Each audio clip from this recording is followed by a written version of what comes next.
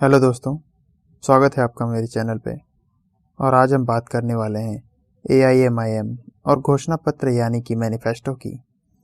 पिछले साल हुए बिहार विधानसभा चुनाव में AIMIM ने 5 सीट जीती, पर उनका कोई भी मैनिफेस्टो नहीं था।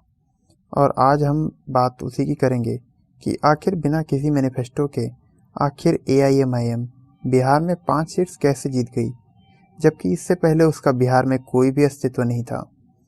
तो अगर इस पे ध्यान दें तो कोई भी पार्टी बिना अपने प्रभाव के किसी भी नए राज्य में अपना अस्तित्व नहीं बना सकता है।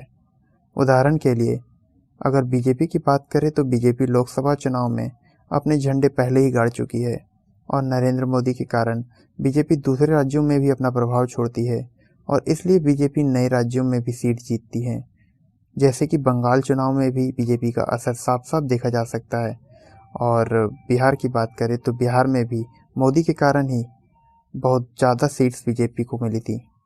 तो आखिर ये पार्टी बिहार में 5 सीट्स कैसे जीत गई, और वो भी बिना काम किए? क्योंकि जिन लोकसभा सीट्स पे AIMIM के MLA हैं उन्होंने भी आज तक कोई काम नहीं किया है। इसका सीधा सा जवाब ये है कि कुछ मुस्लिम कट्टरपंथी लोग जो बीजेपी विरोधी हैं और AIMIM के सदस्य हैं, वो मुस्लिमों को ये बताते हैं कि आप AIMIM को वोट दें क्योंकि ये मुसलमानों की पार्टी है और ये मुसलमानों का हित देखती है और बीजेपी मुसलमानों के लिए खतरा है। तो ये गलतफहमी लोगों में भरी गई है, जिसके कारण AIMIM बिहार में 5 सीट जीत गई। और अगर आप मेरे जवाब की प्रामाणिकता चाहते हैं तो आप स्टैट्स पे भी जा सकते हैं। AIMIM के लोकसभा में 2 सीट्स हैं और 2019 के लोकसभा चुनाव में महाराष्ट्र के औरंगाबाद और बिहार के किशनगंज में AIMIM ने 2 सीट्स जीती थी।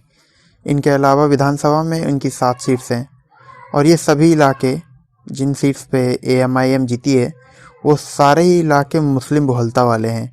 और अब आप समझ गए होंगे कि आखिर ये इन सीट्स पे ये पार्टी क्यों जीती है जहां इनका अस्तित्व भी नहीं था। तो अब आपको मेरी बात समझ में आ गई होगी।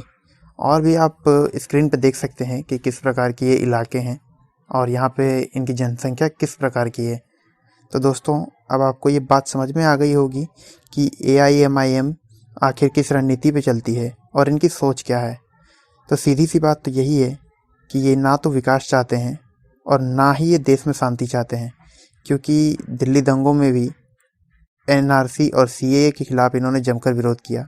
जबकि पहले ये पूरी बात को सुनते या समझते हैं या नहीं ये तो मुझे नहीं पता, क्योंकि अगर ये बात को समझ जाए तो फिर जाके ये दंगे ना करें, पर ये बात को समझ जाते हैं और ये जानबूझ के ही दंगे करवाने में एक अहम रोल निभाते हैं।